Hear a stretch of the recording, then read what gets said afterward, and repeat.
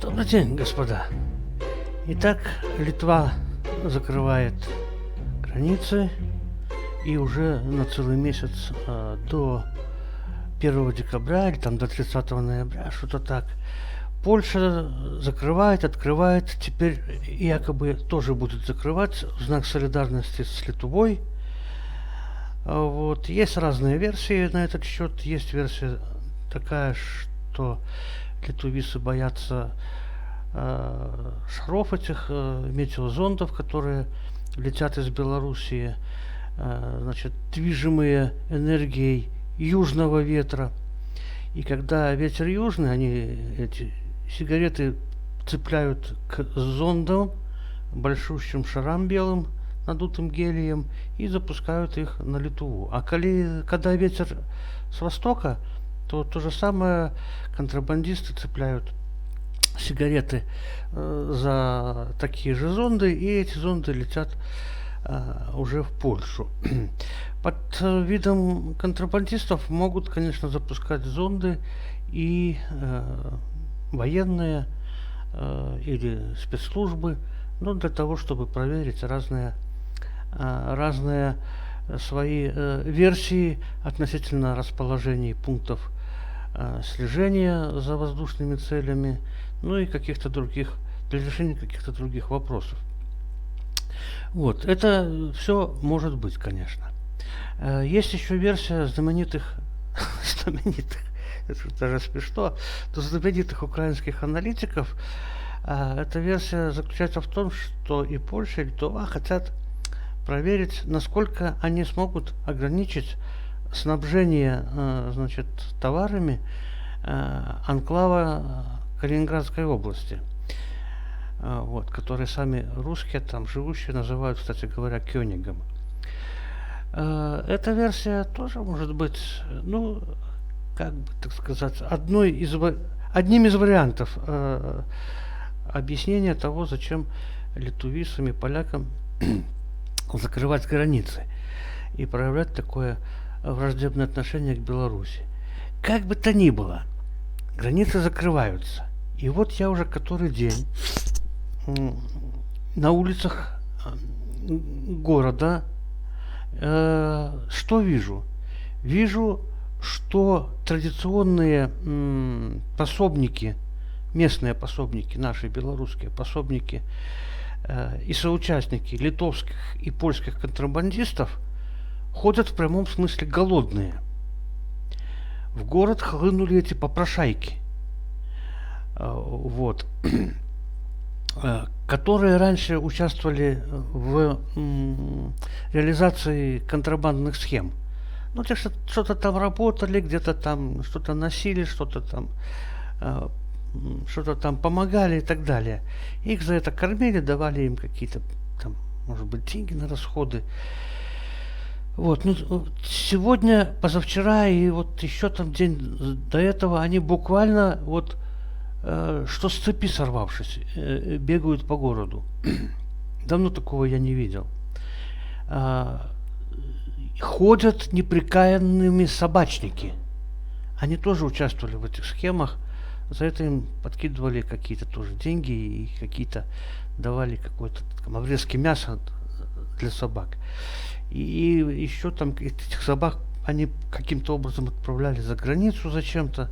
Это тоже такая темная история. Там за границей, в Польше в частности, владельцам собак приплачивают какие-то деньги. В общем, там с этими собаками какие-то идут махинации, выдают дворняк за чистокровные породы. Ну, в общем, собачники тоже в шоке.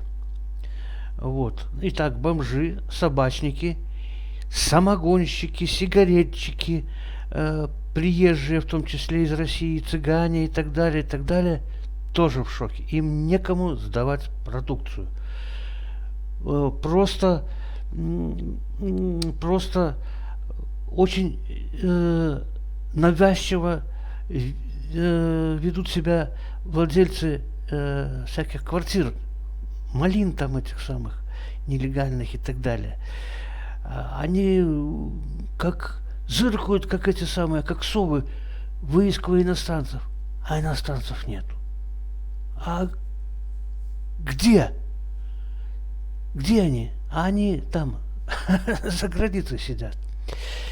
И вот я смотрю на эти все потуги и вижу только следствие. Вижу, что закрытие границ для Белоруссии отражается снижением преступности. И вообще я не понимаю этого. Зачем Лукашенко сделал из Беларуси проходной двор? К нам сюда очень мало едут по безвизу, настоящих туристов, которые готовы здесь жить в отелях, на хороших квартирах, которые готовы здесь оставлять деньги в казино там или еще где-то. Вот. На экскурсии ездить, встречаться на каких-то конференциях там и так далее. Таких очень мало. А сюда едет голодьба, вот это с Польши, с Литвы, с Латвии.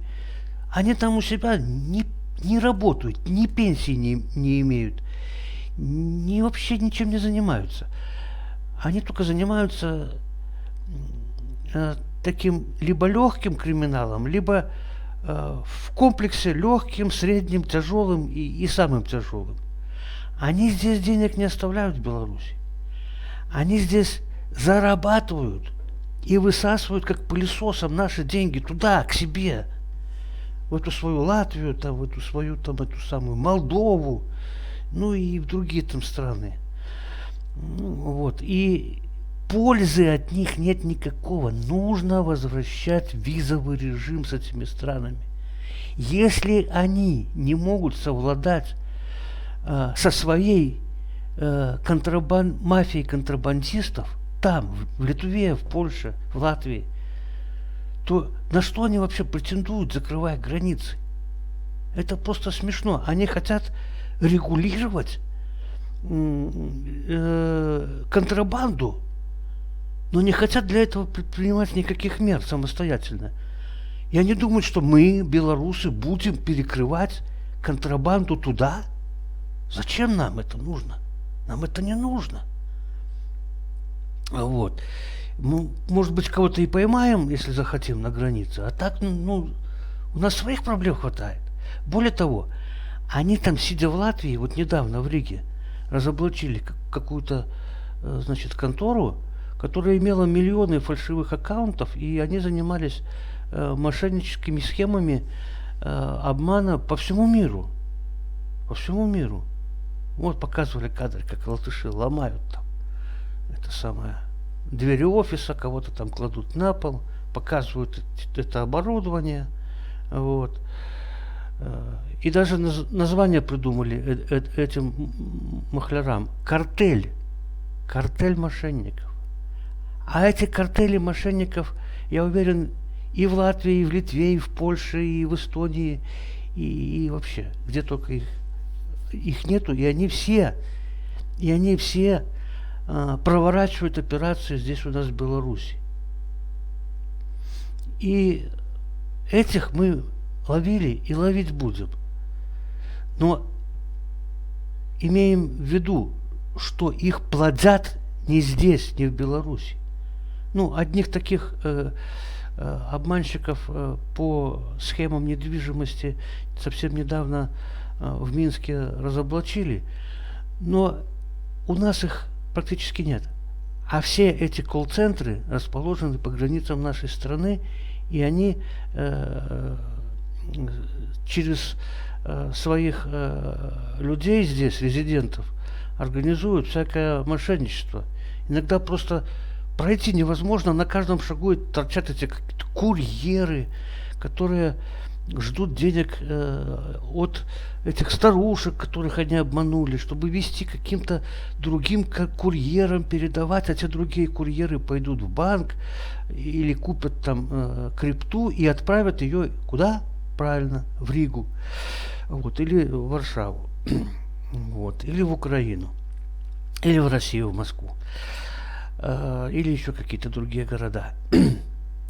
Поэтому делать самим себе проблемы нам незачем. Поэтому я вот выступаю против такого огульного безвиза для всех. Что там для всех? Для всех не надо. Надо для богатых, для тех, кто уважает наше государство, наш образ жизни, наш суверенитет, в конце концов. Вот. А остальные по боку, пускай идут там себе лесом, обманывают, пускай сами себя. Вот. И смотрите, наше государство, я уже делал видео на эту тему, наше государство рапортует, что за прошлый и текущий год просто невероятными темпами снижается преступность. А почему? А мы уже говорили.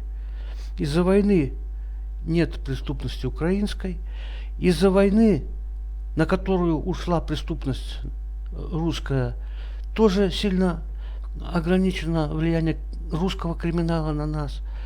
Вот. Из-за закрытия этих погранпереходов ограничено влияние вот этих вот соседей, соседних стран, его криминалитета из этих стран. И нам только хорошо. Вот. И надо эту тенденцию сохранять и усиливать, закреплять. И одной из мер закрепления низкой преступности будет возвращение визового режима к отдельным странам. Когда у нас будет более благоприятная обстановка, мы можем вполне этот режим вернуть. Но сейчас, когда они нас никуда не пускают, а мы им говорим, а давайте к нам приезжайте и высасывайте своими схемами из нашего народа деньги, а зачем? А вы как думаете, друзья, как считаете, напишите в комментариях, правильно я рассуждаю, или где-то тут я пошел не в ту сторону.